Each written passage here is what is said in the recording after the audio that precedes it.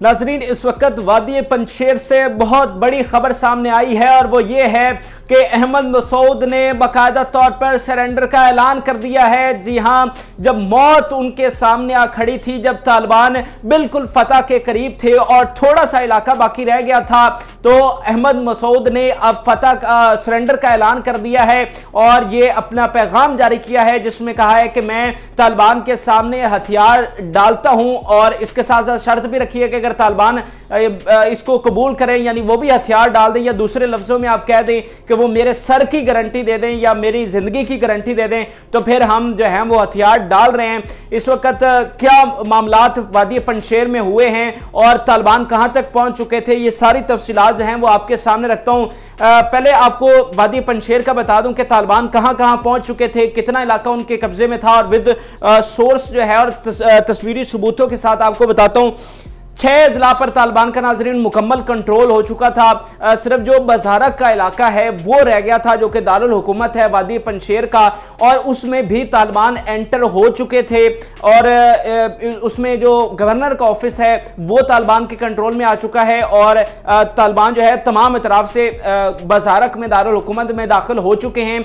सिर्फ उसके बजारक के दरमियान एक छोटा सा टाउन है, वहां पर ये बाकी अभी तक मौजूद हैं। इसके अलावा बाकी जो कुछ लोग हैं जो मज़ामत कर रहे हैं वो पहाड़ों की जानब निकले हुए हैं, जो कोहे हिंदू कुश जो सिलसिला है पहाड़ों का उस जानब निकले हुए हैं, भागे हुए हैं, और तालिबान जो हैं वो उनके पीछे भी हैं, उनका ताकुब भी कर रहे हैं ताकि उनको पकड़ पकड़ कर जो है इस मज़ामत की और बगावत की सजा दी जाए। इसके अलावा कुछ खबर भी आपको इस हवाले से रख देता हूँ ताकि उसकी ऑथेंटिसिटी रहे। ये रॉयटर्स की खबर है।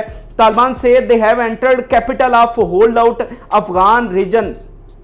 ये रॉयटर्स इसको तस्दीक इस बात की कर रहा है कि तालिबान कैपिटल में भी दाखिल हो चुके हैं। बाकी 6 जिला तो उन्होंने फतह कर लिए हैं, लेकिन वो जो कैपिटल है उसमें भी दाखिल हो चुके हैं। और ये आपको दिखाना खबरें इसलिए ज़रूरी है कि प्रोपेगेंडा अभी भी जारी है। अभी भी आप इंडियन मीडिया जाकर निकाल के देख लें तो अभी भी आपको यही खबर मिलेगी। 600 तालिबान मारे गए, 700 जख्मी हो गए, 200 कैदी बना लिए और इस तरह की चीजें जो हैं। बल्कि ये जो रेजिस्टेंस फोर्सेस वाले हैं ये पंजशेर से निकल कर भी जो है वो 7 इलाकों को कब्जा कर रहे हैं। तो इस तरह की खबरें अभी तक इंडियन मीडिया पर नजर आएंगी, लेकिन इसीलिए जरूरी है कि मैं आपके साथ साथ ये असल खबरें भी शेयर करता रहूं।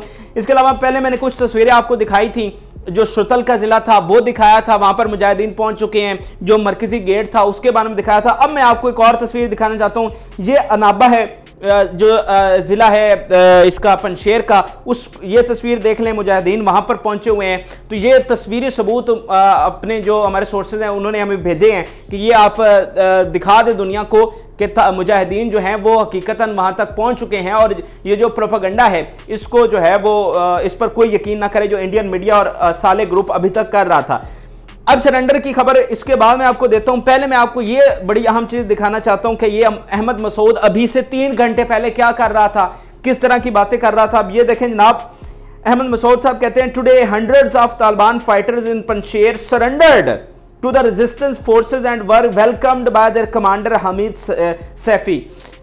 ये अहमद मसूद साहब 3 घंटे पहले लिख रहे हैं जी, आज के दिन जो है वो 300 के करीब तालिबान ने सरेंडर किया और उन्होंने जो है वो उनको हमने कैदी बना लिया। ये अहमद मसूद साहब 3 घंटे पहले लिख रहे हैं, लेकिन अब क्या लिख रहे हैं ये मैं आपके सामने रख देता हूं। बड़ा लंबा सारा इन्होंने ट्वीट किया है, फेसबुक पर भी पैगाम जारी किया, बड़ा लंबा चौड़ा, और उसमें तरह तरह की बातें की हैं, लेकिन जो मेन मुद्दा है वो मैं आपके सामने रख देता हूं।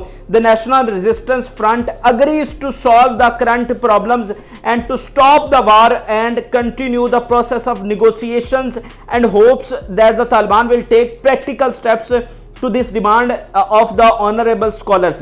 The National Resistance Front is ready to stop the war immediately. अब ये बात आपने इस पर गौर करना है। immediately कह रहा है कि अभी जो जंग है वो रोकी जाए in order to achieve stable peace.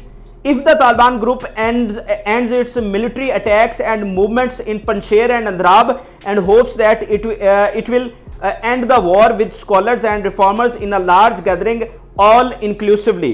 Keep the conversations going. अब ये इसके ऊपर भी बहुत सारी चीज़ें, इसके नीचे भी बहुत सारी चीज़ें इसने लिखी हैं, जिसमें इसने कहा है कि हम आज़ादी के लिए जदोजहद कर रहे थे, हम पंजशेर वालों को आज़ादी दिलवाना चाहते थे, और ये जो तालिबान कह रहे हैं कि हम इस्लामी रियासत कायम करना चाहते हैं, तो हम भी इस्लामी रियासत ही कायम करना चाहते थे, यहाँ पर भी अजान हो रही थी, यहाँ पर भी मुसलमान रहते थे। मतलब इस तरह की इधर उधर की बातें की, लेकिन मेन मुद्दा जो ये वो ये मैंने आपके सामने पढ़कर दिखा दिया, जिसमें वो कह रहा है कि हम मुज़ाकरात के लिए राजी हैं। मुज़ाकरात क्या है? मुज़ाकरात से मुराद सरेंडर ही है ना, मुज़ाकरात से मुराद सरेंडर है। और उसमें उसने वाज़े लिखा है कि वो वी वांट जो है वो इमीडिएट स्टॉप वॉर, के हम चाहते हैं कि अभी इसी वक्त जो है वो जंग जो है रोक दी जाए। और उसने तालिबान से ये कहा है कि तालिबान अपने हथियार डाल दे और हम अपने हथियार डाल रहे हैं। अब ये चूंकि तालिबान का मैंने आपको बता दिया कि पूरी वादी पर कब्जा हो चुका है, वो थोड़ा सा एक टाउन रहता है या फिर इनके चंद जो बचे कुचे हैं वो पहाड़ों में निकले हुए हैं, तो इसीलिए अब इसको पता चल गया है कि अब मेरा इख्तिताम हो चुका है और अब समझ ले कि मेरी मौत मेरे सामने है। तो इतने लोगों को मरवाने के बाद, जो हम चीख चीख कर आपको पहले दिन से बता रहे थे कि ऐन मौके पर इन्होंने इस तरह की कोई हरकत करनी है, इतने बंदों को मरवाने के बाद तालिबान के बंदे भी वहां पर शहीद हुए हैं, इनके अपने जवान जो है वो वहां पर मारे गए हैं, और अब इतना कुछ करवाने के बाद, इतनी बड़ी जंग करवाने के बाद अब ये कह रहा है कि जो मैं मुज़ाकरात के लिए तैयार हूं और लोगों की फलाह बहबूद के लिए तैयार हूं और अमन चाहता हूं, ताकि यहां के लोग खुशहाल हो सकें और उनकी ज़िंदगी को किसी किस्म का नुकसान ना हो। यानी इतना कुछ करवाने के बाद जब उसे अपनी मौत सामने नजर आ रही है, तो फिर वो कह रहा है कि अब मैं मुज़ाकरात के लिए और सरेंडर करने के लिए तैयार हूं। लेकिन साथ साथ तालिबान से वो गारंटी भी ले रहा है, और असल गारंटी जो ले रहा है वो अपने सर की ले रहा है, अपनी ज़िंदगी की ले रहा है, कि अब चूंकि तालिबान ने कह दिया था कि अब इनका जो सज़ा है वो इनकी मौत है, जो इन्होंने जितना कुछ किया है और जिस तरह से हमें मुज़ाकरात में इन्होंने रवैया हमारे साथ रखा है। बार बार हम इन्हें कहते रहे कि आप आ जाओ, मुज़ाकरात कर लो, मुज़ाकरात कर लो, लेकिन इन्होंने बंदूकें उठाई रखी और आखिरी वक्त तक उठाई रखी। तो तालिबान ने अब थोड़ी देर पहले ये हुक्म जारी किया था कि अब भाई जो है वो कत्ल से मामलात हल होंगे, गोली से मामलात हल होंगे। तो अब इसने ये हुक्म जारी किया है। अब देखना यह है कि तालिबान जो है इसको किस तरह से देखते हैं, क्या वो इस माफ़ी को कबूल कर लेते हैं और अपनी पेशकदमी यहाँ पर रोक देते हैं, और ये जो अहमद मसूद है ये पीसफुल तरीके से वो जो थोड़ा सा इलाका रहता है या मुकम्मल तौर पर इनको वो इनके हवाले कर देता है और सामने आ जाता है और बाकायदा तौर पर सरेंडर हो जाता है। लेकिन यहाँ पर नाज़रीन एक बड़ी अहम बात है जो मद्देनज़र रखनी चाहिए कि मेरे पास या बाकी जो जितने भी लोग हैं, हमारे पास अभी तक कोई क्रेडिबल सोर्स ये नहीं है कि ये पंजशेर वैली में मौजूद है। जो पिछले 2-3 दिन से बातें हो रही थी, अभी हमारे पास वो सबूत नहीं आया या इन्होंने कोई ऐसी ऑथेंटिक चीज़ हमें नहीं दी कि ये बता सके कि ये पंजशेर वैली में मौजूद हैं। मुमकिन है कि ये ताजिकिस्तान में बैठा हो या कहीं और बैठा हो, और चूंकि इंटरनेट बंद है और इनके जो अकाउंट्स हैं वो धड़ाधड़ बोली जा रहे हैं, साले के अकाउंट्स धड़ाधड़ बोली जा रहे हैं, और ये वीडियोस भेजते हैं इंडियन मीडिया को, और इंडियन मीडिया चलाता है कि देखें अभी तक वहाँ पर जो है वो लड़ाई हो रही है।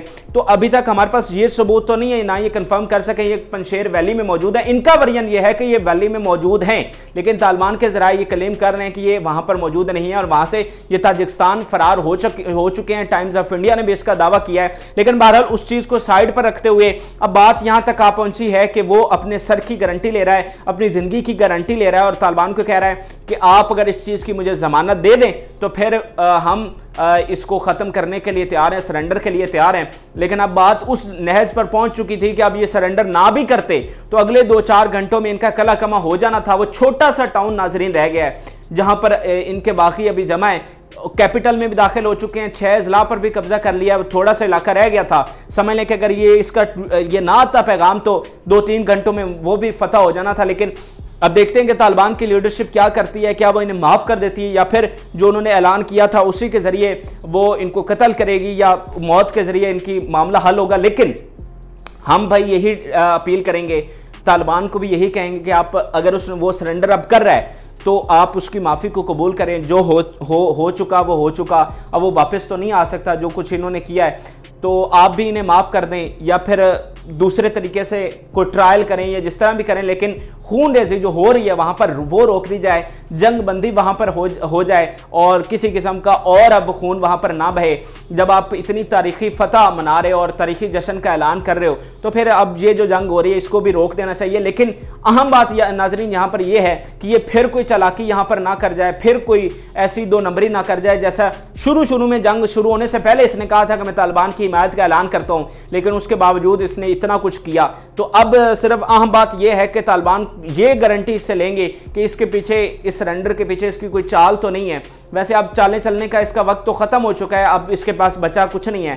लेकिन बहरहाल एट द एंड तो हम तो यही कहेंगे भाई अमन के जरिए मुज़ाकरात, अमन के जरिए मामलात हल करें, मुज़ाकरात कर लें, बंदूकें डाल दें और जो है वो गोलियों की जगह पे फूल बरसाए जाएं और एक दूसरे के गले मिलें। और वो जो कई सालों की जंग थी अब उसको ख़त्म होना चाहिए। और जैसे आज अमेरिका ने कह दिया था कि सिविल वॉर होने जा रही है, तो अब मुझे अमेरिका बताए वो जो इतना जनरल साहब वहाँ पर बात कर रहे थे और पूरी दुनिया का मीडिया उसको छाप रहा था कि अफगानिस्तान में सिविल वॉर हो रही है, अब मुझे बता दे किधर है सिविल वॉर।